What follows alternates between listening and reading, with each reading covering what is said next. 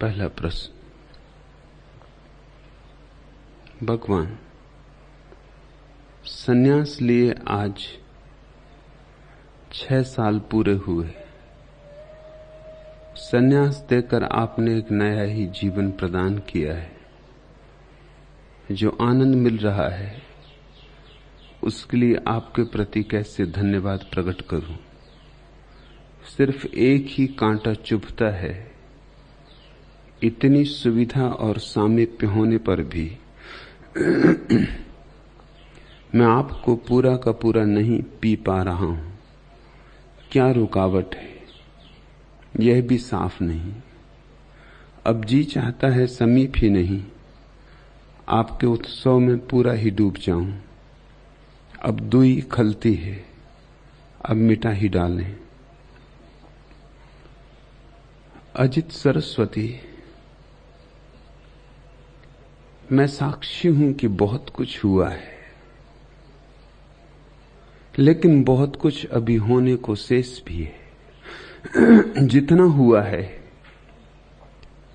उससे बहुत ज्यादा होने को शेष है। यह यात्रा समाप्त होने वाली यात्रा नहीं है। संन्यास साधन नहीं है कि किसी साध्य को पाकर और पूर्ण हो जाएगा। संन्यास साधन भी है और साध्य भी। संन्यास मंजिल नहीं है, यात्रा है, तीर्थ यात्रा है। इस यात्रा का कोई अंत नहीं। यह शुरू तो होती है लेकिन समाप्त नहीं होती। इसका प्रारंभ है, इसकी पूर्णता नहीं है। और यही इसका सौंदर्य है कि रोज नई चुनौती, कि रोज नए शिखर आवाहन करते, कि रोज नए मार्ग निकल आते, कि रोज रोज नई अनुभूतियां द्वार पर दस्तक देती हैं, कि एक आनंद चुका नहीं, कि कतारबद्ध आनंद खड़े हो जाते।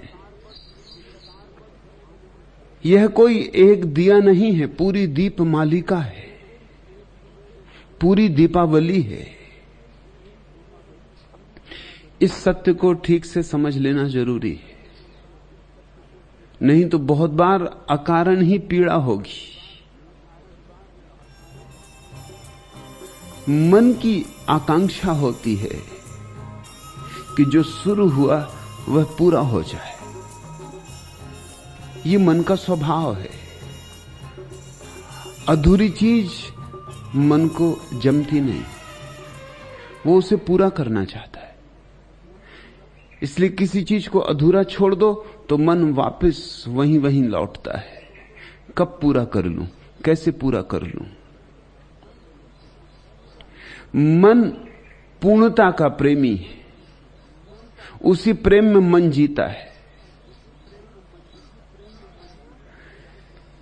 संन्यास की यात्रा में भी मन छाया की तरह पीछे चलेगा और कहेगा कब सब पूरा हो जाए, कब परिपूर्णता आ जाए, कब वह आखिरी घड़ी आ जाए कि जिसके आगे फिर कुछ शेष ना रहे।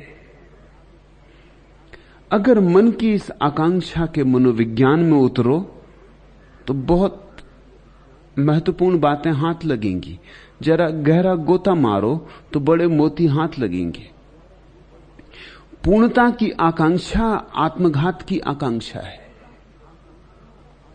यह ऊपर से दिखाई नहीं पड़ता। जब तुम किसी चीज को पूरा करना चाहते हो तो उसका अर्थ है कि तुम उस संबंध में मर जाना चाहते हो, क्योंकि पूर्णता के बाद कोई जीवन नहीं बचता।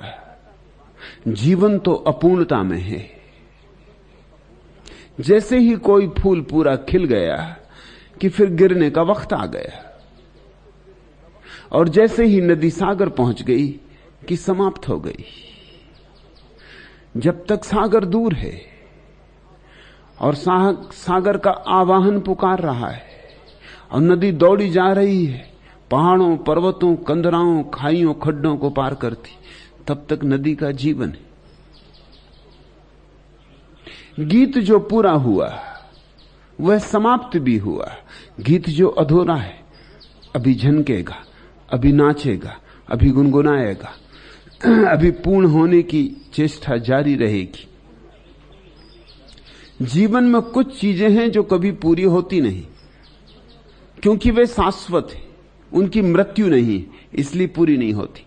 जीवन में प्रेम कभी पूरा नहीं होता, क्योंकि प्रेम पूरा हो जाए तो मर जाए, और प्रेम मरना जानता ही नहीं। जीवन में सन्यास कभी पूरा नहीं होता। पूरा हो जाए तो व्यर्थ हो जाए। कितना ही पूरा करो, कुछ शेष रह जाता है, शेष रह ही जाता है। ईसावास्य ठीक कहता है, उस पूर्ण से हम पूर्ण को भी निकाल लें तो भी पीछे पूर्ण ही शेष रह जाता है।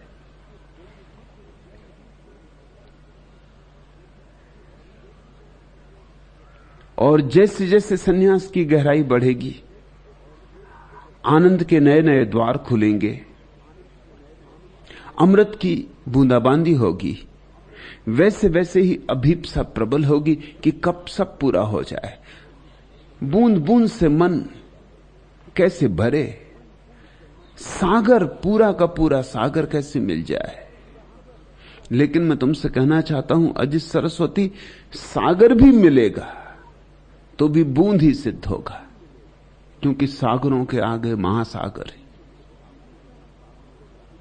उस पूर्ण से हम पूर्ण को भी निकाल लें तो भी पीछे पूर्ण शेष रह जाएगा। यह यात्रा अंत होने वाली नहीं है, इसीलिए इसे मैं तीर्थ यात्रा कहता हूं। जो यात्रा अंत हो जाए वह तीर्थ यात्रा नहीं है। जो यात्रा अनंत है वही तीर्थ यात्रा है। तुम्हारा प्रश्न सार्थक है। तुम कहते सन्यास लिए 6 वर्ष पूरे हुए। सन्यास देकर आपने एक नया जीवन प्रदान किया। मैंने नया जीवन प्रदान नहीं किया। सन्यास लेकर तुमने नया जीवन स्वीकार किया। मैं देना चाहूं तो दे नहीं सकता, तुम लेना चाहो तो ले सकते हो। मैं लाख देना चाहूं और तुम द्वार दरवाजे बंद किए रहो तो मेरे किए कुछ भी ना होगा। मैं कितना ही थपथपाऊं तुम्हारे द्वार पर और तुम वज्र वधिर बने रहो। मैं कितना ही पुकारूं, तुम सुनो और अनसुना कर दो। वैसे भी मित्र हैं जो सुनते हैं और अनसुना कर देते हैं, जिनके द्वार पर मैं दस्तक दिए जाता हूं और जिनके कान पर जूं भी नहीं रेंगती, जो जैसे हैं वैसे ही है। सन्यास बस ऊपर ऊपर घटा है, वस्त्र उन्होंने रंग लिए, आत्मा को रंगने से बचा रहे। सोचते हैं वस्त्र को रंग लिया तो काम पूरा हो गया। वस्त्र को रंगने से तो केवल तुम्हारी तरफ से इस बात की घोषणा होती है कि अब मैं अपनी आत्मा को रंगवाने को भी तैयार हूं, कि मैं छोड़ता हूं रंगरेज के हाथों में अपने को। कपड़े तुमने रंगे, आत्मा भी मेरी रंग दो। मैं देना चाहूं तो नया जीवन तुम्हें नहीं दे सकता। कोई किसी को नया जीवन नहीं दे सकता। हां, लेना चाहो तो तुम ले सकते हो। कहावत है ना, घोड़े को हम नदी तक ले जा सकते हैं लेकिन पानी पीने को मजबूर नहीं कर सकते।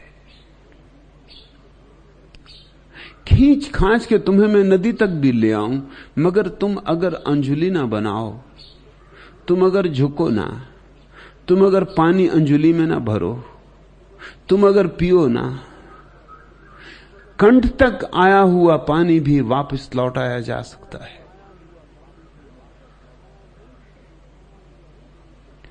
और ऐसा ही दुर्भाग्य बहुत लोगों का, कंठ तक आए पानी को भी वापस लौटा देते।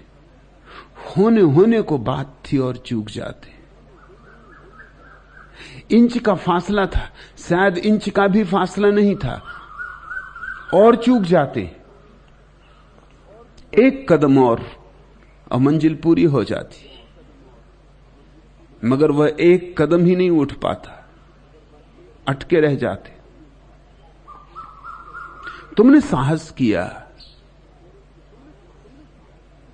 मेरे इशारों को तुमने अंगीकार किया, तुमने श्रद्धा की, उस श्रद्धा से तुम्हें नया जीवन मिला। धन्यवाद देना हो, अपने को ही देना।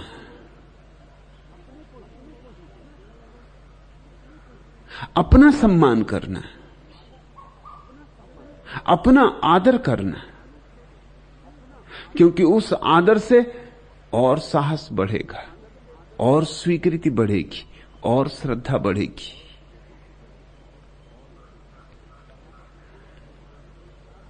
कहा है तुमने कि जो आनंद मिल रहा है उसके लिए कैसे आपके प्रति धन्यवाद करूं। जब धन्यवाद नहीं किया जा सकता तभी समझना कि धन्यवाद करने योग्य कुछ बात मिली।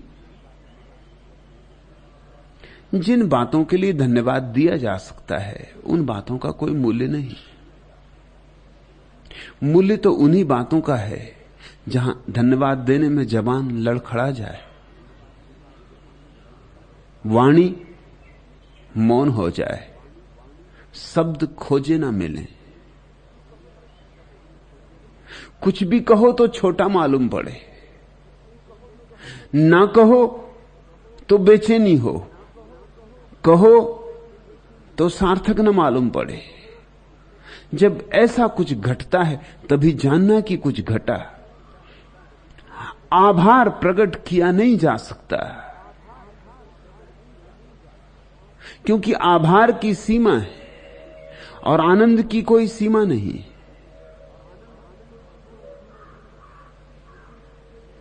लेकिन मैं साक्षी हूं कि आनंद घट रहा है, और जब आनंद घटेगा तो आनंद की और भी अभीप्सा पैदा होगी, क्योंकि जितना स्वाद लगेगा उतनी अभीप्सा जगेगी, जितनी ज्योति दिखाई पड़ेगी उतनी ही और ज्योतिर्मय हो जाऊं, ऐसी प्रार्थना उठेगी। तमसो मां ज्योतिर्गमय, जरा सी झलक मिलेगी तो फिर पूरा जीवन मेरा ज्योति से भर जाए, ऐसी प्रार्थना, ऐसा गीत स्वाभाविक है कि उठे। वही गीत उठ रहा है, उसे कांटा मत कहो, उसे भी सौभाग्य समझो। एक घूंट उतर गई है, स्वाद आ गया है, अब पूरे सागर को पीने का मन हो रहा है, वह भी स्वाभाविक है। तुम कहते हो सिर्फ एक कांटा चुभता है। इतनी सुविधा और सामीप्य होने पर भी मैं आपको पूरा का पूरा नहीं पी पा रहा हूं। जितने करीब आओगे उतनी ही यह पीड़ा होगी, क्योंकि जितने करीब आओगे उतने और करीब आने की आकांक्षा जगेगी, और जितने समीप आओगे उतने और समीप हो सकते हो, यह बोध स्पष्ट होगा। और तब जरा सी दूरी भी खलेगी, दूरियां भी मिटेंगी। अगर खलती हैं तो उन्हें मिटना ही होगा। अगर उनकी पीड़ा हो रही है तो वे ज्यादा दिन तक टिक नहीं सकती। लेकिन यह पीड़ा भी मधुर है, यह पीड़ा भी सौभाग्य है, बड़भागियों को ही होती है।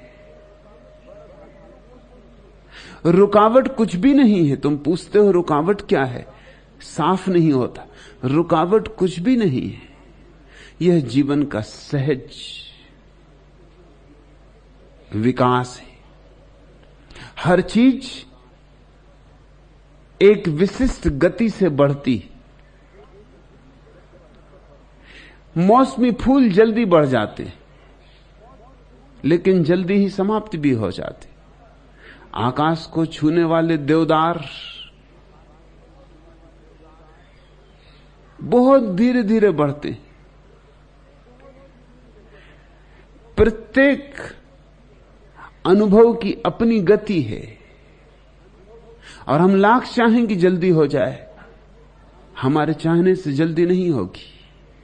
हमारी चाह से हो सकता है देर हो जाए और देर लग जाए, क्योंकि जो ऊर्जा विकास में लगती वह चाह में लग जाएगी। उतनी ऊर्जा विकास को नहीं मिलेगी। प्रेम का पौधा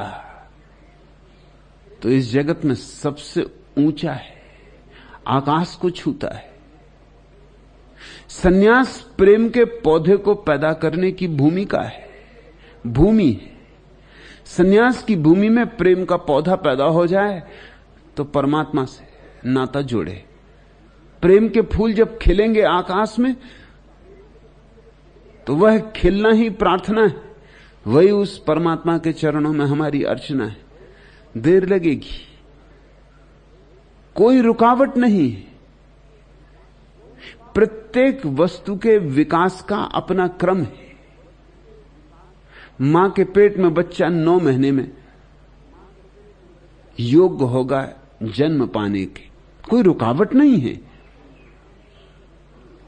कोई ऐसा नहीं है कि मां सोचे कि बड़ी देर लग रही, कि 3 महीने हो गए अभी तक बच्चा पैदा नहीं हुआ, 4 महीने हो गए बच्चा अभी तक पैदा नहीं हुआ, इतनी देर क्यों लग रही? 9 महीने लगेंगे। बड़ी प्यारी कहानी है लाओ त्सु के संबंध में, कि वो अपने मां के पेट में 82 वर्ष रहा।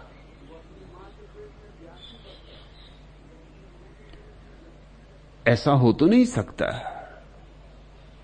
इतिहास तो नहीं है, यह पुराण है, लेकिन बहुमूल्य है। और पुराण सदा इतिहास से ज्यादा मूल्यवान होता है, इसे याद रखना, इसे कभी भूलना ही मत। इतिहास तथ्य होता है, पुराण सत्य होता है। इतिहास तो क्षुद्र घटनाओं को इकट्ठा करता है। समय की रेत पर जो चिन्ह छूट जाते उनको इतिहास इकट्ठा करता है, और शाश्वत में जो स्वर गूंजते हैं पुराण उनको इकट्ठा करता है। लाओ त्सु जैसा बेटा पैदा हो, इतना परिपक्व, तो 82 साल भी कम है मां के पेट में रहना। ये अर्थ है कथा का। 9 महीने में तो साधारण बच्चे पकते, 9 महीने में तो कोई भी पकता है। लाओ त्सु जैसा बच्चा पैदा हो तो 82 वर्ष भी कम है।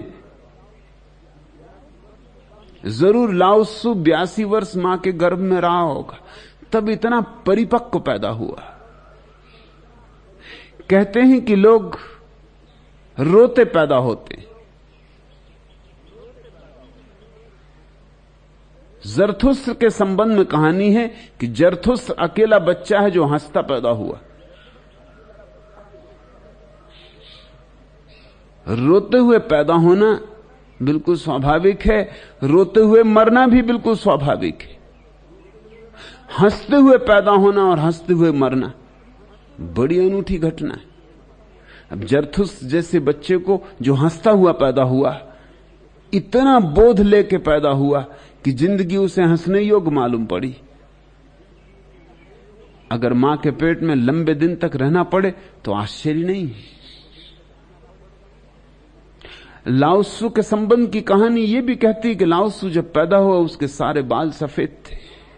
82 साल मां के पेट में रहा तो सारे बाल सफेद हो ही गए होंगे। सफेद बाल प्रज्ञा के प्रतीक, प्रौढ़ता के प्रतीक।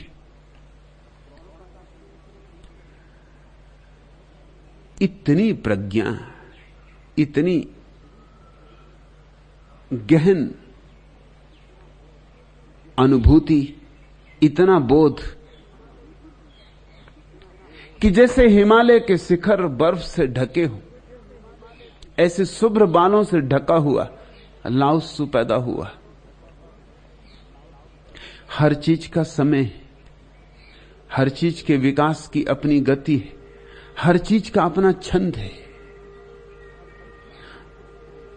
अजित कोई कांटा नहीं है, पीड़ा तो है लेकिन कांटे की पीड़ा नहीं है। पीड़ा इसी बात की है कि और हो सकता है, क्यों नहीं हो रहा है। पीड़ा ये दरिद्र की नहीं है, समृद्ध की है। ये पीड़ा दीन की नहीं है, दुखी की नहीं है। ये पीड़ा सुखी की है। आनंद हो रहा है, और भी तो हो सकता है, और क्यों नहीं हो रहा है। यह पीड़ा कांटे जैसी नहीं है, यह पीड़ा फूल जैसी है। ये फूल जैसी सुंदर है,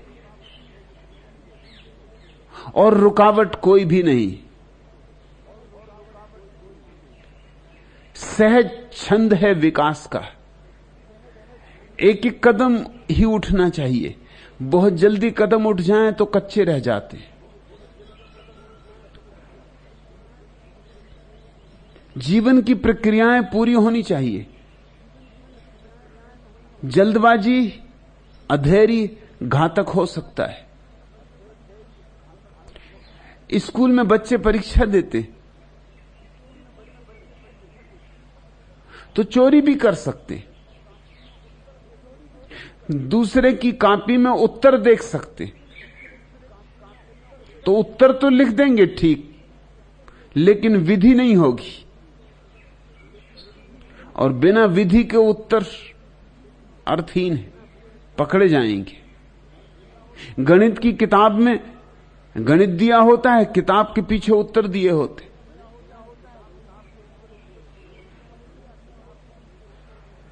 गणित पढ़ लिया, किताब के पीछे उत्तर देख लिया, इससे तुम गणितज्ञ न हो जाओगे। विधि का क्या होगा? विधि समय लेती। निष्कर्ष तक पहुंचना है तो प्रक्रिया से गुजरना होगा। कोई रुकावट नहीं, लेकिन गंगा चलेगी गंगोत्री से। कोई रुकावट ना हो तो भी तो गंगा सागर तक पहुंचने में समय लगेगा ना। और जिनको हम रुकावटों की तरह देखते हैं, वे रुकावटें हैं? नहीं, रुकावटें नहीं। अगर उन सबको हम हटा लें तो गंगा का सारा सौंदर्य भी खो जाएगा।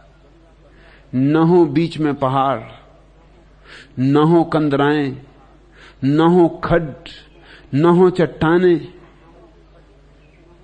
सपाट रास्ता हो गंगोत्री से लेकर गंगा सागर तक। राजपथ हो, न ऊंचाइयां हो न नीचाइयां हो, न चक्करदार घुमाव हो, सीधा रेखा में बंधा हुआ रास्ता हो। तो नहर होगी, गंगा नहीं बचेगी। और नहर और नदी में तुमने फर्क देखा? नहर में वह सौंदर्य नहीं होता, क्योंकि नहर तो रेल की पटरियों पर दौड़ती हुई रेलगाड़ी जैसी, उसमें निसर्ग नहीं है, कृत्रिमता है। गंगा का आनंद ही यही है कि कभी उतरती है ऊंचे पहाड़ों से, गिरती है गहरे खड्डों में, कभी मैदानों में दौड़ती है, कभी बाएं कभी दाएं, कभी नीचे कभी ऊपर।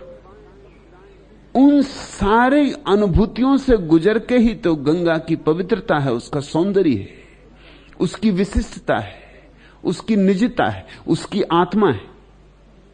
नहरों की कोई आत्मा नहीं होती, सब नहरें एक जैसी होती। नदियों की आत्माएं होती, सब नदियां एक जैसी नहीं होती। मैं यहां तुम्हें अगर चरित्र सिखा रहा होता तो तुम नहरों जैसे लोग होते। मैं तुम्हें चरित्र नहीं सिखा रहा हूं, मैं तुम्हें निसर्ग, का सम्मान सिखा रहा हूं। मैं तुम्हें ऊपर से कोई आचरण नहीं दे रहा हूं, पुकार दे रहा हूं तुम्हारे अंतस को कि खोजो अपना मार्ग, उतरो पहाड़ों से, चलो सागर की तलाश में, मगर तुम्हारा मार्ग तुम्हारा हो। तुम किसी का अनुकरण न करना, तुम किसी के पीछे मत चलना। पीछे चलने वाले कहीं पहुंचते ही नहीं, पीछे चलने वाले अंधे होते हैं और अंधे ही रह जाते। रुकावट कोई भी नहीं है अजित। जो हो रहा है, जिस गति से हो रहा है, सम्यक है। मगर तुम्हारी तकलीफ भी मैं समझता हूं। आकांक्षा तो होती, अभीप्सा होती कि जल्दी हो जाए। कल का क्या भरोसा, जीवन हाथ रहे ना रहे। और तुम्हारी पीड़ा उन सभी की पीड़ा है जिनको आनंद का स्वाद मिलेगा। जब स्वाद मिलता है तो कोई पूरा पूरा ही डूब जाना चाहता, समीप ही नहीं आना चाहता, पूरा डूब जाना चाहता है। लेकिन पूरे डूबने की घटना एक विशिष्ट परिपक्वता के क्षण में घटेगी। हम उसे ला नहीं सकते, आएगी, अपने से आएगी। कब आ जाएगी? बिना खबर दिए आकस्मिक द्वार पर खड़ी हो जाएगी कि तुम भौंचक अवाक रह जाओगे। तुम्हारी अपेक्षा से आने वाली नहीं है। अक्सर तो ऐसा होता है जब तुम्हें बिल्कुल भी अपेक्षा ना होगी, जब तुम्हें बिल्कुल भी सुध ना होगी, तब अचानक मेहमान आ जाएगा। क्योंकि जब कोई अपेक्षा नहीं होती, कोई आकांक्षा नहीं होती, तब तुम्हारा हृदय अपनी परिपूर्णता में खुला होता है। अपेक्षा में थोड़ा बंद हो जाता है। जितनी तेज अपेक्षा होती है उतना संकीर्ण हो जाता है, तनाव पैदा हो जाता है, द्वंद्व बन जाता है। जब तुम निर्द्वंद होगे, जब तुम जीवन को जैसा जितना मिल रहा है उतने को ही धन्यवाद देकर अनुग्रहित होगे, परितृप्त उतने से ही जितना परमात्मा दे आज, और ज्यादा की मांग ना करोगे, उस दिन ज्यादा भी होगा। इस गणित को ठीक से याद रख लेना। मांग मत करना तो ज्यादा रोज रोज होगा, मांग करोगे अड़चन पड़ जाएगी, बाधा बन जाएगी। तुम कहते हो अब जी चाहता है समीप ही नहीं, आपके उत्सव में पूरा ही डूब जाऊं। डूब ही रहे हो, डूबते ही जा रहे हो। घटना इतनी स्वाभाविक रूप से घट रही कि पता नहीं चल रहा है। रोज रोज वृक्ष बड़े होते हैं, पता नहीं चलता। अभी हम यहां बैठे बात कर रहे हैं, वृक्ष बड़े हो रहे हैं। तुम जब आए थे तब और अब फर्क पड़ गया। कुछ कलियां खिल गई होंगी, कुछ अंकुर फूट गए होंगे, कुछ पल्लव बाहर निकल आए होंगे, कुछ पुराने पत्ते गिर गए होंगे। प्रतिपल बड़े हो रहे हैं, मगर पहचान में नहीं आएंगे। हां, अगर 2-4 वर्ष बाद आओ यहां, तब चकित रह जाओगे देखकर, इतने बड़े हो गए वृक्ष। बच्चा रोज बढ़ता है, मां को पता नहीं चलता। मेहमान वर्ष 2 वर्ष बाद जब घर में आते हैं, तब वो कहते हैं कि बेटा बहुत बड़ा हो गया। मां रोज रोज देखती थी। ऐसी ही प्रत्येक साधक की दशा है। तुम अपने को रोज रोज देखते हो, लगता है कुछ नहीं हो रहा, जल्दी नहीं हो रहा, सब हो रहा है, मगर सने सने दूसरे पहचानेंगे, तुम न पहचान पाओगे। बहुत बार ऐसा होगा कि जो क्रांति तुम में घटेगी उसे तुम न पहचान पाओगे, पहले दूसरे पहले पहचानेंगे। क्योंकि दूसरों के सामने तुम पूरे प्रकट नहीं होते, सदा उपलब्ध नहीं होते, वे कभी कभी तुम्हें देखते। लेकिन मैं बारीकी से देख रहा हूं। मैं संन्यास देता हूं तो उसका अर्थ ही यही है कि तब मैं तुम्हारा पीछा करूंगा, छाया की तरह तुम्हारा साक्षी रहूंगा, शुभ हो रहा है, उत्सव में डूबना भी हो रहा है। ये आकांक्षा भी उसी डूबने का एक हिस्सा है। दुई खल रही है, मिटने की तैयारी हो रही है, मिटना है, डूबना भी है उस उत्सव में जो यहां निर्मित हो रहा है। इसमें और तुम में रंच मात्र भेद न रह जाए। यह तुम्हारा ही नृत्य हो, तुम्हारा ही उत्सव हो, तुम्हारा ही गीत हो, और तभी तो तुम इस योग बन सकोगे कि और जो प्यासे हैं बहुत, उनको भी निमंत्रण दे आओ। मेरे प्रत्येक सन्यासी को न केवल खुद डूबना है, बल्कि एक दिन अपनी मस्ती के कारण और अनेकों को निमंत्रण भी दे आना है। उसकी मस्ती निमंत्रण दे आएगी। यह दुनिया एक नए मनुष्य की प्रतीक्षा कर रही है। तुम सौभाग्यशाली हो क्योंकि तुम्हारे हाथ में एक ऐसा अवसर है जो कभी कभी मनुष्य जाति के हाथ में होता है। हर 2500 साल में सिर्फ एक बार ऐसा अवसर मनुष्य जाति के हाथ में होता है, जब मनुष्यता एक नया कदम लेती है, एक नया सोपान चढ़ती है। वो 2500 वर्ष पूरे हो रहे हैं। जो सौभाग्य बुद्ध के समय के लोगों को था, जो बुद्ध के संग में बैठकर लोगों ने आनंद अनुभव किया था, वैसा आनंद अनुभव की तुम्हारी भी अनायास क्षमता है।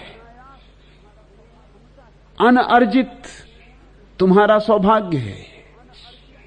बुद्ध के पास बैठे थे जो, उन्हें भी पता नहीं था कि वे किस महाक्रांति में सम्मिलित हो रहे हैं।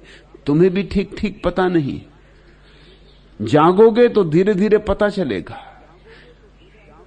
कि तुम सिर्फ किसी पिटी पिटाई परंपरा के हिस्से नहीं हो। न तुम हिंदू हो, न मुसलमान, न ईसाई। तुम्हारा अतीत से कोई संबंध नहीं। तुम तो एक भविष्य के उद्घोषक हो, एक नए मनुष्य के, एक नई धार्मिकता के। डूबोगे तो औरों को भी डुबा सकोगे। और अजित के मन में वह भी पीड़ा है। इस प्रश्न में तो नहीं लिखा है, लेकिन और प्रश्नों में बहुत बार लिखते कि कैसे आपकी बात दूसरों तक पहुंचाऊं, कैसे औरों को भी कह दूं कि संपदा लुट रही है और तुम क्यों वंचित हो। डूबोगे उत्सव में भी, औरों से कहा भी जाएगा, औरों को डुबाओगे भी।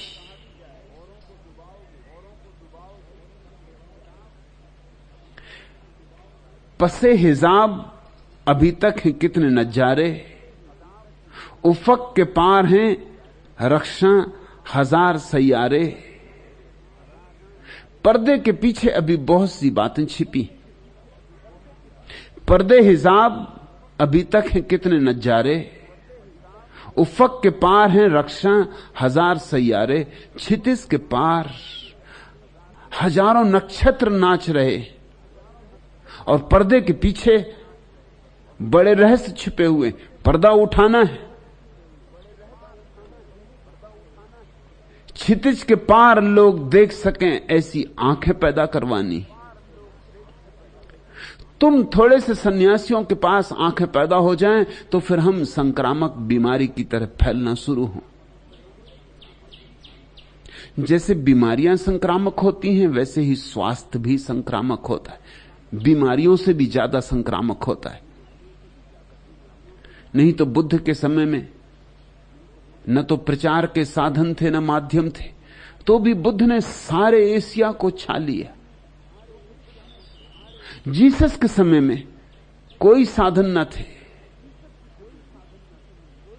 लेकिन सारी पृथ्वी जीसस की वाणी से गूंज उठी। आज तो पृथ्वी बड़ी छोटी हो गई, एक छोटा सा गांव। प्रचार के साधन हैं, माध्यम है। आज तो हम प्रत्येक प्राण का तार छू सकते, पर्दे उठाए जा सकते हैं, क्षितिज हटाया जा सकता है। पसे हिसाब अभी तक हैं कितने नजारे, उफ़क़ के पार हैं नक्शा हजार सैयारे। कदम बढ़ा जरा जल्दी, कदम बढ़ा हमदम, कि कारवाने तमन्ना है सुस्त गाम अभी। आदमी बहुत धीमे धीमे सरक रहा है, मुर्दे की तरह चल रहा है। इसलिए मित्रों, जरा जल्दी कदम बढ़ाओ, कदम बढ़ा जरा जल्दी, कदम बढ़ा हमदम, कि कारवाने तमन्ना है सुस्त गाम अभी।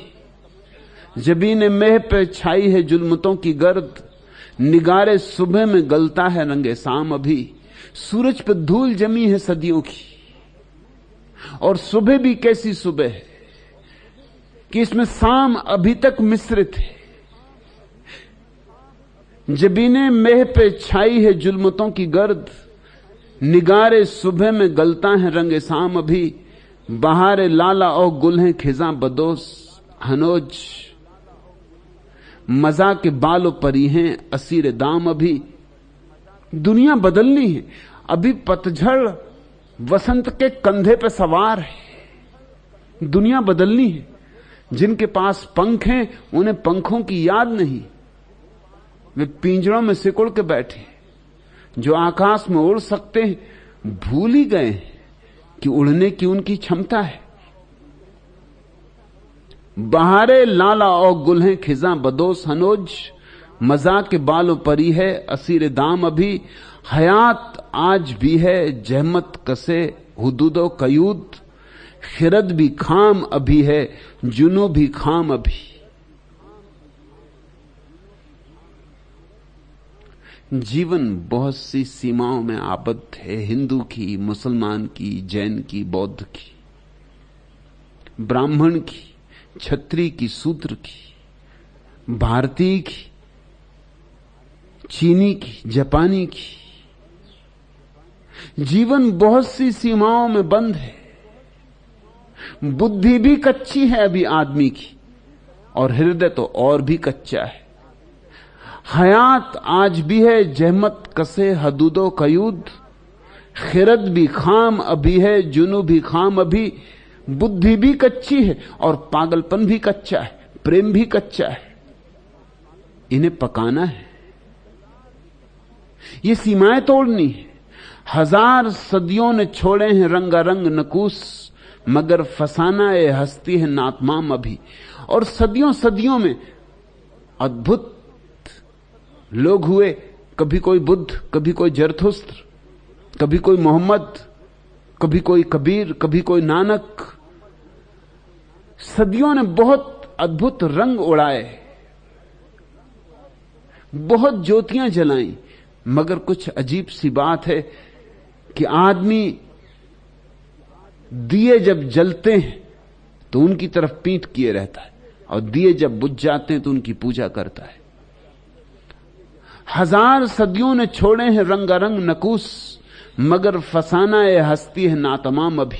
लेकिन आदमी वैसा का वैसा अपूर्ण, अधूरा, अधकचरा। नया जहान, नई जिंदगी, नया इंसान जमी पे करना है जन्नत का एहतमाम अभी।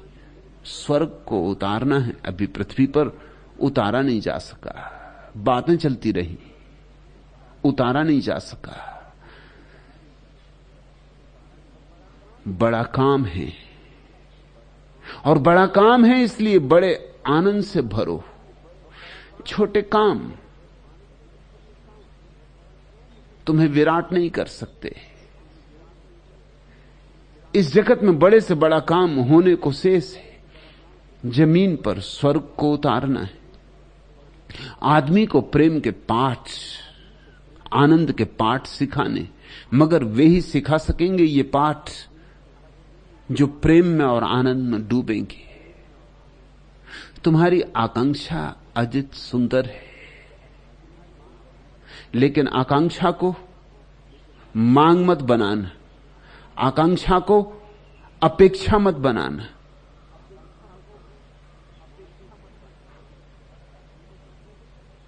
जीवन जिस गति से बढ़ रहा है तुम्हारा,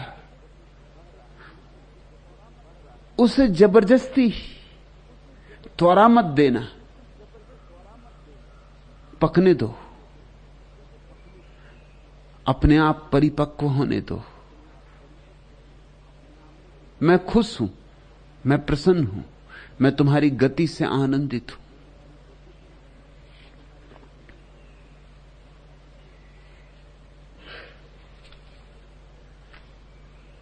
दूसरा प्रश्न, भगवान, आश्रम में रहकर बहुत आनंदित हूं, पर कभी कभी अचानक उदास हो जाती हूं।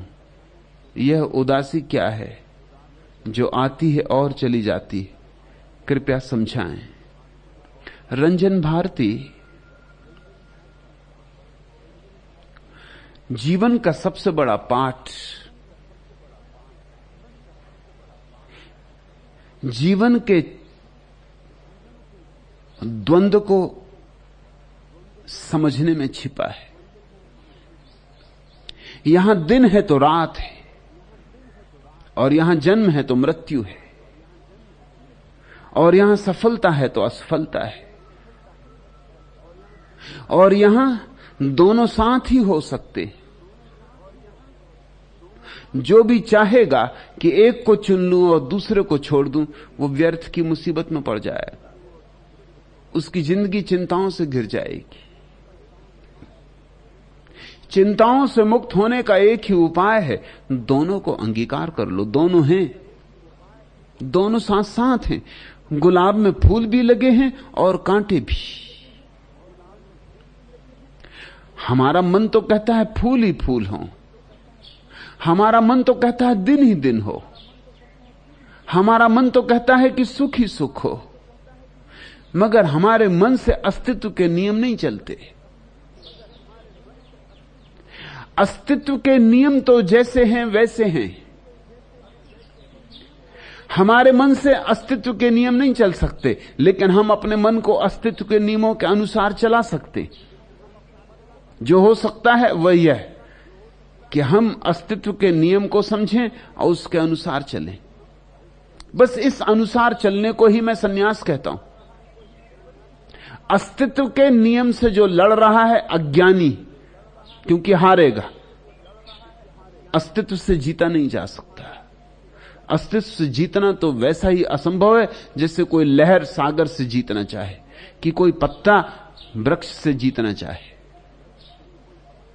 कि तुम्हारा बाल तुमसे जीतना चाहे। अस्तित्व को जीता नहीं जा सकता। लेकिन अस्तित्व के साथ दो विकल्प हैं। हम अस्तित्व के विपरीत हो सकते या अस्तित्व के साथ हो सकते। लड़ सकते हैं, जीत तो नहीं सकेंगे। लड़ने में खुद ही टूटेंगे और मिटेंगे। और अगर अस्तित्व के साथ हो लें तो बिना जीते जीत हो जाती है। समर्पण में जीत है।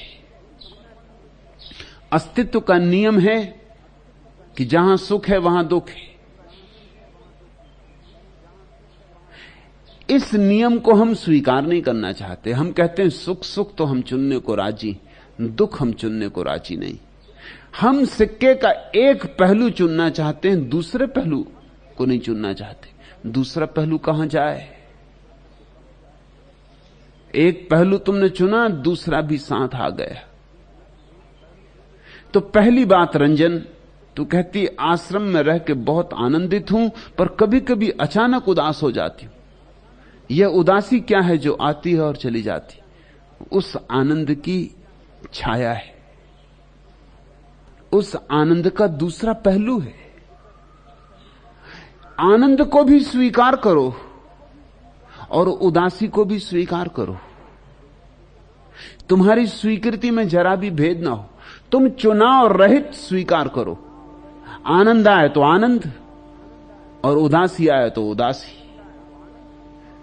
तुम ये मत कहना कि आनंद आए तो रुके जाए ना, और तुम ये मत कहना कि उदासी आई है तो चली जाए, रुके ना।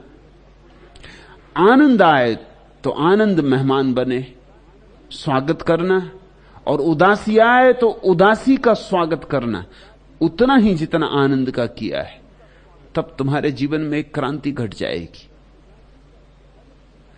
कैसी क्रांति? कौन सी क्रांति? तुम्हारे जीवन में सबसे महत्वपूर्ण घटना घटेगी, और वह घटना यह है कि तुम्हारे भीतर साक्षी का जन्म हो जाएगा। तुम आनंद को भी आते देखोगी, उदासी को भी आते देखोगी, आनंद को जाते देखोगी, उदासी को जाते देखोगी, और तुम्हारे भीतर एक बात स्पष्ट हो जाएगी कि मैं ना तो आनंद हूं और ना उदासी, मैं दोनों का दृष्टा, साक्षी।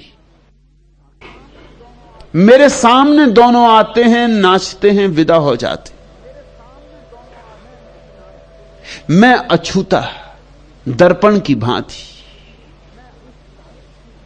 इस साक्षी भाव को अनुभव कर लेना ही समस्त धर्मों का सार है।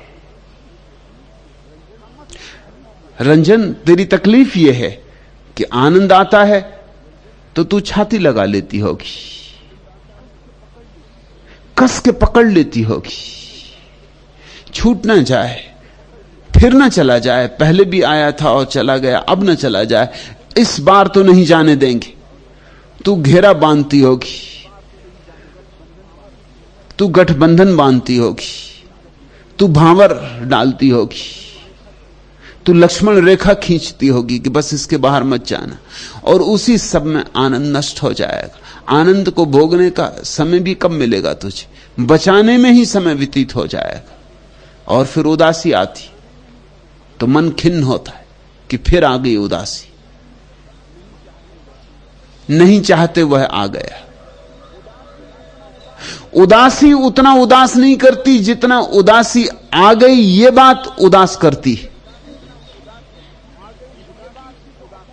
उदासी की तो अपनी कुछ खूबियां हैं, अपने कुछ रहस्य। अगर उदासी स्वीकार हो तो उदासी का भी अपना मजा है।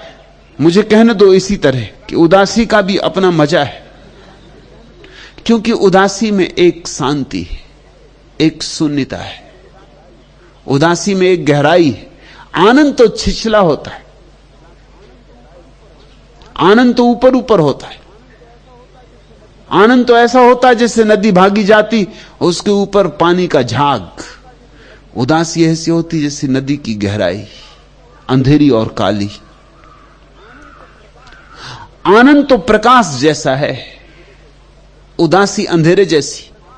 अंधेरी रात का मजा देखा, अमावस की रात का मजा देखा, अमावस की रात का रहस्य देखा, अमावस की रात की गहराई देखी। मगर जो अंधेरे से डरता है वो तो आंख ही बंद करके बैठ जाता, अमावस को देखने नहीं चाहता। जो अंधेरे से डरता है वो तो अपने द्वार दरवाजे बंद करके खूब रोशनी जला लेता, वो अंधेरे को झुटला देता है। अमावस की रात आकाश में चमकते तारे देखे, दिन में वे तारे नहीं होते, दिन में वे तारे नहीं हो सकते, दिन की वह क्षमता नहीं। वे तारे तो रात के अंधेरे में, रात के सन्नाटे में ही प्रकट होते। वे तो रात की पृष्ठभूमि में ही आकाश में उभरते हैं और नाचते हैं। ऐसी ही उदासी के भी अपने मजे हैं, अपने स्वाद हैं, अपने रस हैं। आनंद में ही आनंद नहीं है रंजन, उदासी में भी आनंद है, मगर साक्षी को मिलता है। साक्षी हर चीज में से रस निचोड़ लेता है, कांटों में से फूल निचोड़ लेता है, पत्थरों को हीरे बना लेता है। साक्षी का जादू बड़ा है। इस एक शब्द में, साक्षी में जादुओं का जादू है। तो तू साक्षी बन। जब आनंद आए तो भी देखना आया, और जो आता है वो जाएगा। इसे भी स्मरण रखना, इसलिए पकड़ने की कोई जरूरत नहीं। आओ तो ठीक, सिर आंखों, जाओ तो ठीक। आए तो स्वागत कर लेना, जाए तो अलविदा कह देना। न तो आते समय लगाव बनाना, न जाते समय मोह से पीड़ित होना। और ऐसा ही स्वागत करना उदासी का भी। आए तो स्वागत, जाए तो अलविदा। उदासी में और आनंद में भेद छोड़ो, चुनाव छोड़ो। निर्विकल्प भाव से, अचुनाव, स्थिर भाव से दोनों को देखो, और तब आश्चर्यों का आश्चर्य घटित होता है। आनंद में तो आनंद होता ही है, उदासी में भी आनंद के नए नए झरने फूट पड़ते हैं। आनंद में तो आनंद होता ही है, उदासी भी नए ढंग का आनंद प्रतीत होने लगती, क्योंकि है तो आनंद का ही पहलू, है तो उसका ही दूसरा पहलू।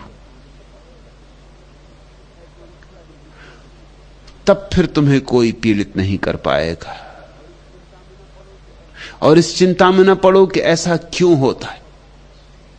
यह स्वाभाविक है, जैसे दिन के पीछे रात, रात के पीछे दिन।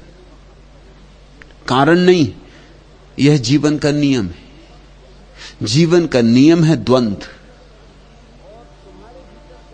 और तुम्हारे भीतर का नियम है निर्द्वंद।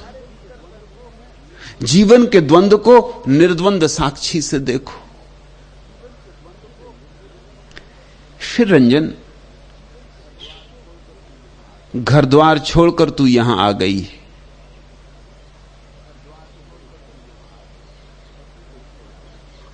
पति को छोड़ आई है, बेटे को छोड़ आई है। यहां आई तो थी थोड़े दिन के लिए, फिर तेरा जाना संभव नहीं हो सका। तू डूबी सो डूबी। पति तेरे प्रतीक्षा कर रहे हैं लॉस एंजलिस में, दूर अमेरिका में। तुझे पता नहीं होगा, मुझे चिट्ठियां लिखते और उन चिट्ठियों में लिख देते हैं, रंजन को मत बताना।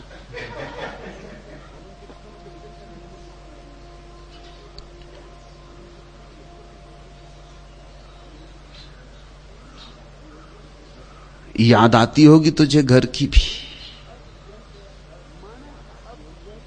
माना कि अब यह तेरा घर है, फिर भी अतीत एकदम से तो नहीं पूछ जाता, पूछते पूछते ही पूछता है।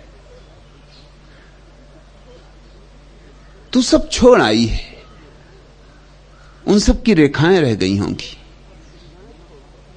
सब सुविधाएं छोड़कर यहां आश्रम की सारी असुविधाओं में तू जी रही है। प्रेम है तेरा गहरा मुझसे, और सत्य की तेरी खोज गहन है, इसलिए ये तू सब कर सकी। मगर कभी ना कभी किसी क्षण में घर की याद आती होगी, गृहस्थी की याद आती होगी। तूने सब घर बसाया होगा, सुंदर सुंदर फर्नीचर लाया होगा, चित्र टांगे होंगे, पर्दे लटकाए होंगे, बड़ी भावनाओं से, बड़े प्रेम से।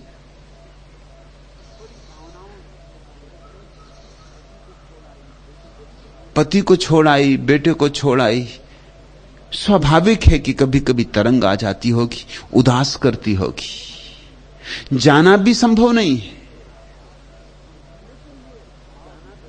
लेकिन ये घाव भीतर धीरे धीरे भरेंगे, समय लगेगा, और समय हमें देना चाहिए। माना कि जो तू छोड़ आई है सब सपना था, लेकिन सपने भी तो बड़े प्यारे होते। सभी सपने दुखांत तो नहीं होते। रात सपनों में ढली थी, रात सपनों में पली थी। हो गया जब प्रात देखा, रात सपनों ने छली थी। हो गई जिससे उन्नीदी रात सारी, स्वप्न वह भी रह गया आखिर अधूरा। स्वप्न जो था स्वप्न ही है, स्वप्न ही वह चिर रहेगा। विवश मानव मूक स्वर में युग युगों तक यह कहेगा, हो गई जिससे उनींदी रात सारी, स्वप्न वह भी रह गया आखिर अधूरा। रैन भी है चिर उनीदी, है नैन भी चिर उनीदे, ये विकल से कह रहे अरमान युग युग के उनीदे। हो गई जिससे उनीदी रात सारी, स्वप्न भी वह रह गया आखिर अधूरा। एक अधूरा सपना पीछे छोड़ आई है। सपना ही था इसलिए छोड़ भी सकी है, मगर सपना इतने दिन देखा था कि करीब करीब सत्य मालूम होने लगा था। पति पत्नी साथ रहते रहते कितने सत्य हो जाते। नाता सब नदी नाव संयोग,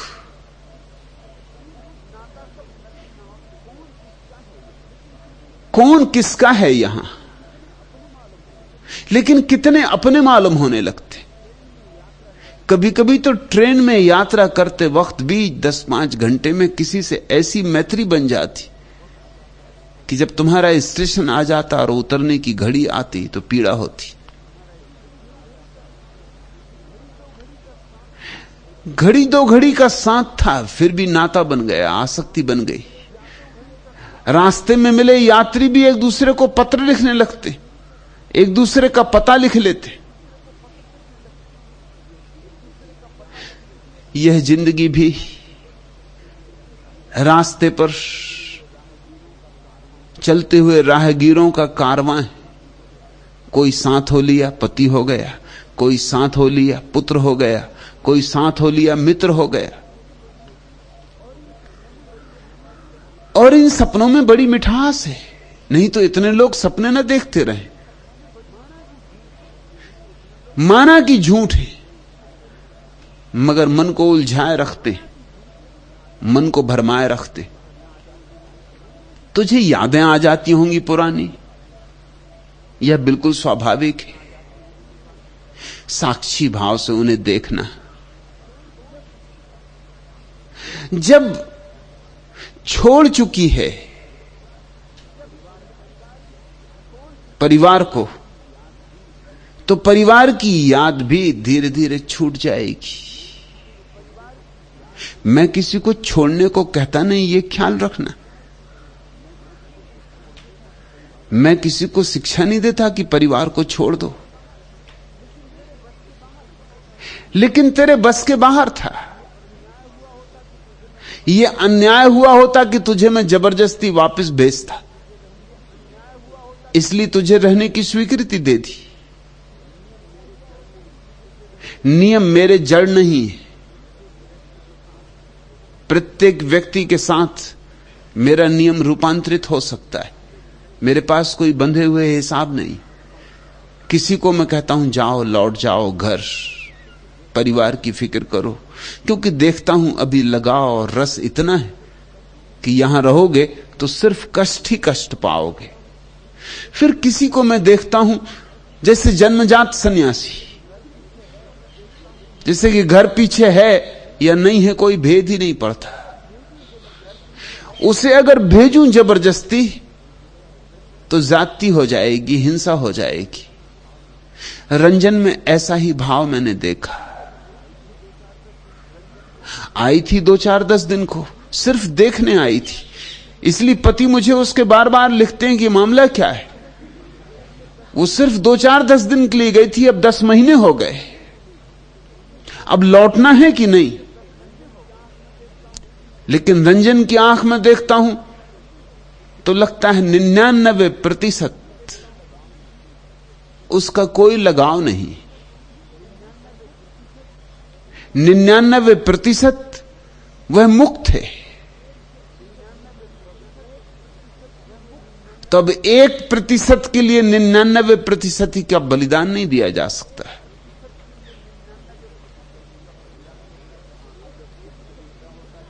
हां, अगर इससे उल्टा होता कि देखता 1% यहां रहना चाहती है, 99% घर, तो मैं उसे समझा बुझा के भेज देता, जरूर भेज देता।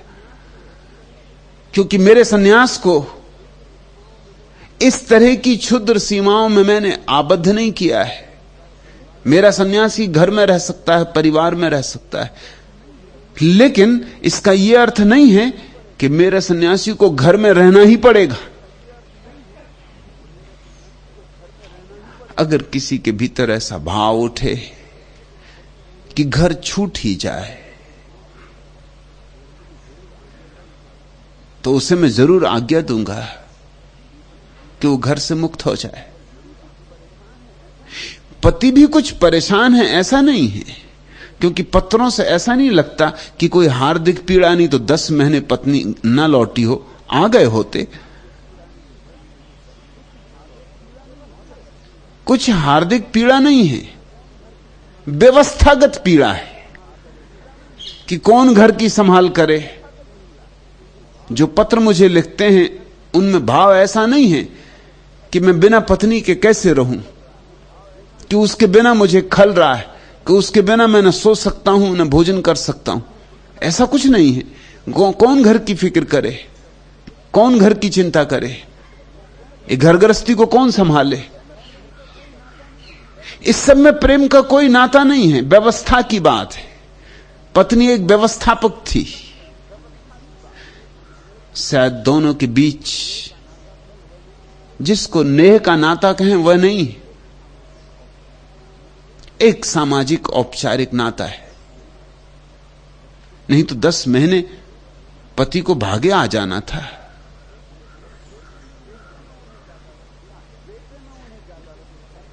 बेटे में उन्हें ज्यादा रस था तो बेटे को वापस बुला लिया है। बेटा वापस चला भी गया, लेकिन फिर भी रंजन को कभी कभी याद आ जाती होगी। पति को शायद याद ना भी आती हो। अमेरिका में कोई पति हो और पत्नी हिंदुस्तान चली आए, उसको कहीं याद आने वाली पत्नी की?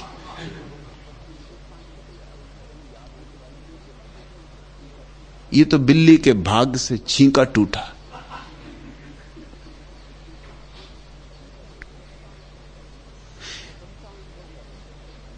स्वतंत्रता अनुभव कर रहे होंगे, लेकिन रंजन को स्त्री का हृदय कभी कभी चिंता आती होगी, उदासी पकड़ लेती होगी। उस उदासी को साक्षी भाव से देखना,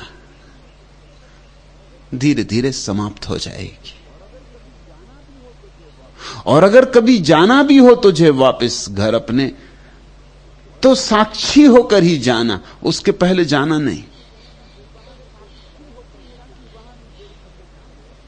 ताकि वहां भी देख सके कि सब सपना है, अच्छा हो तो बुरा हो तो। इस जगत में जो भी बाहर हो रहा है उसका कोई भी मूल्य नहीं है, जो भीतर हो रहा है वही एकमात्र मूल्यवान है। रंजन भीतर की सुध ले, मुकुल दल खोलो सुरभित द्वार, दूर क्षितिज की लघु सैया पर ऊषा जागी वेसा अंबर, बिखरा वैभव उदयाचल का सरिता के ढुलमुल जलकन पर, उज्जवल जग का कोना कोना ओ मेरे सुकुमार, मुकुलदल खोलो सुरभित द्वार, अलसित निसी को बांध पास में, सिक्त कुमुद डोले लहरों पर, आकुल अलिन मलिनसी बैठी, प्यास लिए अपने अधरों पर, निज नूतन मकरंद बिंदु से प्लावित कर संसार, मुकुलदल खोलो सुरभित द्वार। घड़ी आ गई है कि हृदय का कमल खोलो, सुबह हो गई है कि हृदय का कमल खोलो। और हृदय का कमल खुलता है सिर्फ एक ही शर्त पूरी हो जाए तो। जैसे सूरज उगे तो झील पर कमल खिलता है, ऐसे ही साक्षी का तुम्हारे भीतर जन्म हो तो तुम्हारा हृदय कमल खिलता है। आनंद को भी देखो, दुख को भी देखो, सफलता को भी, असफलता को भी, प्रेम को भी, क्रोध को भी, जो भी घटता है तुम्हारे चारों तरफ देखते रहो। एक मेला भरा है मन के न मालूम कितने भावों की, परतें हैं, न मालूम कितने रूप हैं। मन कितने रंग रखता है, मन बहुरूपिया है, बहुत बहुत रूपों में आता है। सबको देखते रहो, देखते रहो, देखते रहो। एक बात में स्थिरता बैठ जाए कि मैं दृष्टा हूं, मैं साक्षी हूं, बस उसी भाव से मोक्ष का द्वार खुलता है, उसी भाव से हृदय का कमल खुलता है। उसी भाव की उपलब्धि का नाम बुद्धत्व है, संबोधि है, समाधि है। तुमने देखा कि मृदंग बजी, लोगों के पैर नृत्य करने लगे और तुम्हारे पैरों में भी कोई थिरकन होने लगी। मृदंग के बजने से तुम्हारे पैरों में थिरकन होनी ही चाहिए, ऐसा कोई कार्यकारण का सिद्धांत नहीं। हो भी सकती है, ना भी हो। ऐसे भी लोग हैं जिनके पैरों में थिरकन नहीं होगी। ऐसे भी लोग हैं जो मृदंग पर थाप पड़ते देखकर सोचेंगे कहां का शोरगुल। दो आदमी एक रास्ते से गुजरते थे, सांझ का वक्त, भरा बाजार, बस बंद होने को लोग अपना पसारा समेटते, बड़ा शोरगुल मचा है और पास के ही चर्च की घंटियां बजने लगी, पुरानी घंटियां, प्रीतिकर मधुर उनकी आवाज। उन दो आदमियों में से एक ने कहा, सुनते हो कितना मधुर रव है, कैसी प्रीतिकर ध्वनि है, इस चर्च की घंटियों का मुकाबला नहीं। पहले आदमी ने कहा, क्या कहते हो, मुझे कुछ सुनाई नहीं पड़ता। दूसरा आदमी ने फिर जोर से कहा, लेकिन उसने कहा कि देख तो बाजार में शोरगुल है, घोड़े हिनहिना रहे हैं, गाड़ियां बांधी जा रही हैं, बैल पीटे जा रहे हैं, सामान लादा जा रहा है, शोरगुल मचा है, जल्दी जल्दी है, सांझ हुई जाती, सूरज ढला जाता, लोगों को जाना है, पसारा इकट्ठा किया जा रहा। इस शोरगुल में तुम कौन सी बात की प्रशंसा कर रहे हो, मेरी कुछ समझ में नहीं आती। और सबसे ऊपर ये दुष्ट चर्च का पादरी घंटियां बजा रहा है, सो और भी सुनाई नहीं पड़ता कि तुम क्या कह रहे हो। अब तो कहने की कोई जरूरत भी ना थी। वह मधुर रव, एक को मधुर रव था, उसके प्राणों में कोई सोए गीतों को सुख बुगा गया, उसके प्राणों में कोई सोई स्मृतियों को सहला गया, उसके भीतर आया एक मलहम की तरह, उसके घावों को भर गया। प्रीतिकर था, जैसे प्यार से किसी ने हाथ तुम्हारे सिर पर रखा हो, कि किसी ने बड़े स्वागत से तुम्हें गले से लगा लिया हो, ऐसा वह स्वर था। उसके भीतर भनक पड़ी, प्रतिध्वनि हुई, समस्वर हुआ। और दूसरे आदमी को, ये दुष्ट पादरी नहा घंटियां बजा रहा, वैसी शोरगुल है, वैसी कुछ सुनाई नहीं पड़ता, और इस मूड को अभी घंटियां बजाने की सूझी। दूसरे के भीतर कुछ भी ना हुआ। और तभी किसी आदमी का 1 रुपया खनखना के गिरा रास्ते पर, भीड़ इकट्ठी हो गई। वो आदमी भी जिसको चर्च की घंटियों में कोई मधुर स्वर नहीं सुनाई पड़ा था, वो भी भागा। उसके साथी ने कहा, कहां जाते हो? उसने कहा, सुनते नहीं, किसी का रुपया गिरा, खना खन अभी गिरा। उसने कहा, और इतना शोरगुल मचा है, घोड़े हिनहिना रहे हैं, और गाड़ियां, बैल बांधे जा रहे हैं, और लोग चिल्ला रहे हैं, और सामान बांधा जा रहा है, और लोग जाने की जल्दी में, और वो दुष्ट पादरी चर्च की घंटियां बजा रहा है, और तुम्हें 1 रुपए की गिरने की आवाज सुनाई पड़ गई। लोग भिन्न भिन्न हैं। जिसकी रुपए पर नजर है, उसे 1000 शोरगुल में भी रुपया गिरे तो सुनाई पड़ जाएगा। जिसकी रुपए पे पकड़ है, उसे सिर्फ रुपए में ही संगीत सुनाई पड़ता, और कहीं संगीत सुनाई नहीं पड़ता। अपनी दृष्टि। फ्रेडरिक नीत्शे ने लिखा है कि मेरे जीवन में जो सर्वाधिक सुंदर दृश्य मैंने देखा है, वह फूलों का नहीं है, न चांतारों का है, ना आकाश में उड़ते हुए पक्षियों का है। मैंने जो सबसे सुंदर चित्र अपने जीवन में देखा है वो है रास्ते से गुजरते हुए सैनिकों की एक टुकड़ी का। उनकी संगीनें सूरज में चमक रही थी। उन संगीनों की चमक मुझे भूलती नहीं। उनके बूटों की समस्वर आवाज मेरे चित्त में सदा के लिए स्थायी बस गई। लोग भिन्न भिन्न, फ्रेडरिक नीत्शे को झीलों में सौंदर्य नहीं दिखा, कमलों में सौंदर्य नहीं दिखा, तारों में सौंदर्य नहीं दिखा, दिखा सिपाहियों की नंगी संगीनों में, उन पर चमकते हुए सूरज की किरणों में, उनके बूटों की समस्वर आवाज में। लोग भिन्न भिन्न हैं, लेकिन एक बात तय है कि तुम्हारे भीतर जिस बात के लिए द्वार होता है उससे समस्वरता पैदा हो जाती। कोई बांसुरी को सुन के एकदम भीतर गीत से भर जाता है। बाहर की बांसुरी भीतर के गीत को पैदा करने का कारण नहीं है। अगर कारण होती तो सभी के भीतर पैदा होता। इसलिए श्रृंखलानी स्थिति का सिद्धांत महत्वपूर्ण है। मनुष्य स्वतंत्र है, कार्य कारण में आबद्ध नहीं है, लेकिन फिर भी उस पर एक नियम काम करता है जो उसकी स्वतंत्रता को बाधा नहीं डालता। वह है समस्वरता का नियम। गीत को सुनकर तुम्हारे भीतर गीत जन्म सकता है, और किसी सद्गुरु को देखकर तुम्हारे भीतर सोया सद्गुरु जग सकता है। समाधिस्थ किसी व्यक्ति के पास बैठकर तुम्हारे भीतर समाधि में अंकुर निकल सकते हैं।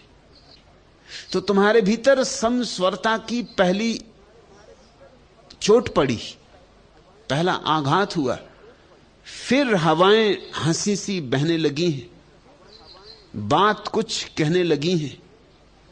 गुनगुनाती सुबह के गुनगुने साए, अनगिनत खगमुक्त पंखों पर बिछाए, उड़ रहे हैं जमी पेड़ों बीच काली, दूरियां दीवार से ढहने लगी।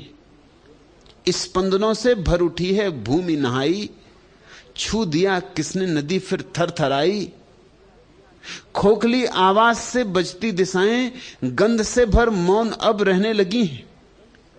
चलो जी लें धूप की तन में घड़ी हो, कौन जाने रात फिर कितनी बड़ी हो। यही मौसम है सफर के लिए, राहें नए सर्जन की व्यथा सहने लगी। तुम्हारे भीतर कुछ होने लगा, कुछ अंकुर टूटने टूटने को है। स्पंदनों से भर उठी है भूमि नहाई, छू दिया किसने नदी फिर थरथराई। हां, तुम्हारे भीतर कुछ थरथराया है, तुम छू दिए गए हो, तुम स्पर्शित हुए हो, तुम्हारे भीतर कुछ गतिमान हो गया है। खोखली आवाज से बजती दिशाएं, गंध से भर मौन अब रहने लगी। मौन की आकांक्षा उठी। समाधि चुरानी नहीं पड़ती। और जिस दिन तुम ये समझ लोगे कि समाधि तुम्हारे भीतर है, सत्संग में फलित होती है। सत्संग कारण नहीं है समाधि का। सत्संग केवल किसी नर्तक के पास पहुंच जाना है ताकि तुम्हारे पैरों में सोया हुआ नर्तन झकझोरे लेने लगे। और एक बार तुम किसी सत्संग में झूमने लगो, मस्त होने लगो, डोलने लगो, तो तुम चकित हो जाओगे, हैरान हो जाओगे, विस्मय विमुक्त हो जाओगे, भरोसा ना कर सकोगे इतना तुम्हारे भीतर पड़ा था। और जिस दिन तुम्हारे भीतर समाधि उठती है, उस दिन परमात्मा तुम पर बरसना शुरू हो जाता है।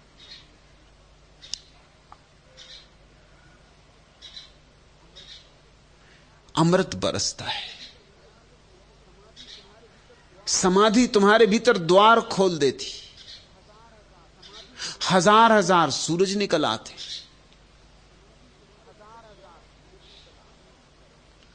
अमी झरत बिकसत कमल, और इधर अमृत झरा और तुम्हारे भीतर सहस्त्र दलों वाला कमल खिला। ओ निठुर, तुमने दिया यह नेह का वरदान, हुल से आज आकुल प्राण। उन मृदुल प्रीतम चरण पर अश्रु भीने युग नयनधर। हो गया कृतकृत्य जीवन, थाम कर ही आह क्षण भर। एक त्रुटि वह युग बनी, युग बन गया क्षणमान। पीतम आज हुल से प्राण। सुघड़ सांचे में ढले हो, प्राण तुम कितने भले हो। चिर निराश्रित विकल ही को यों सहारा दे चले हो। सिहर उठा यह पड़ा था जो म्रिमाण। पीतम आज हुल से प्राण। विकट मेरी दूर मंजिल, राह बंधुर निपट पंकिल। है सहारा अगम मग में, तव चरण नख ज्योति झिलमिल। मिल गई यौवन निशा में, ज्योति में मुस्कान। पीतम आज हुल से प्राण। आ गए तुम यों झिझकते, विरत जीवन में हिचकते। अब बने रहना सदा यों, हैं दिवस बीते सिसकते। दीन की कुटिया करेगी कौन सा सम्मान। पीतम आज हुल से प्राण। साक्त में तुम शक्ति मेरी, भक्त में तुम भक्ति मेरी। नेह योगी में सजन तुम, प्रेम में अनुरक्ति मेरी। गीत करता मैं बने तुम, मन प्रफुल्लित गान। पीतम आज हुल से प्राण। तुम्हारे भीतर द्वार खोले समाधि का कि प्यारा उतरे। प्यारा द्वार पर ही खड़ा है, मगर द्वार है कि बंद। बंद, सदियों से बंद, जन्मों से बंद, इतने दिनों से, इतने लंबे युगों से बंद कि तुम भूल ही गए हो कि तुम्हारे भीतर द्वार है। मेरे पास बैठ के तुम्हें द्वार की याद आ जाए बस। जब संतत्व का कोई भाव उठे तो थोड़ी दृढ़ता चाहिए। आंधियां आएंगी, तूफान आएंगे, दिए को संभालना। बुझ न जाए दीपक यह तेरा, देख हवा का झोंका आया। कितने दिन तू बीहड़ पथ पर अंधकार में फिरा भटकता। कभी उलझता बल्लरियों में, पाषाणों में कभी अटकता। कितने दिन विवहल बिनती में बिता दिए थे तूने अपलक। कितने तप के फलस्वरूप पाया राही यह अनुपम दीपक।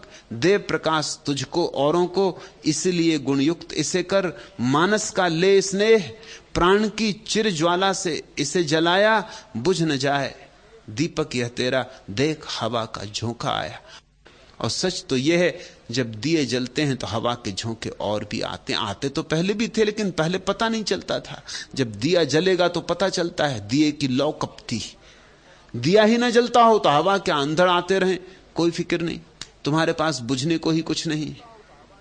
इस जगत में जिस व्यक्ति के पास ध्यान नहीं, उसको एक लाभ है, उसके पास खोने को कुछ नहीं।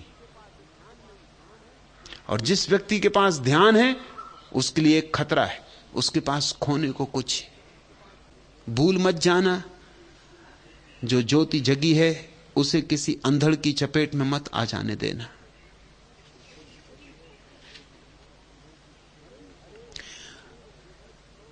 करीब हो बहुत जीवन स्रोत के, अरे जीवन के विवल स्रोत के, क्या पथ का भी कुछ ज्ञान। कुसुम कंटक में तेरा मार्ग, तुझे कुछ सुख दुख का भी ध्यान। बिछाता कोमल कुंतल राशि, बुझाता सब पथिकों की प्यास। बढ़ा चल दूर नहीं सुख द्वार, अटल उर्मे ले यह विश्वास। बढ़ा चल पथ पर तू अविराम, बढ़ा चल प्रतिपल गाता गीत। एक दिन मिल जावेगा सिंधु, विकल उर का युग युग का मीत। आज इतना है।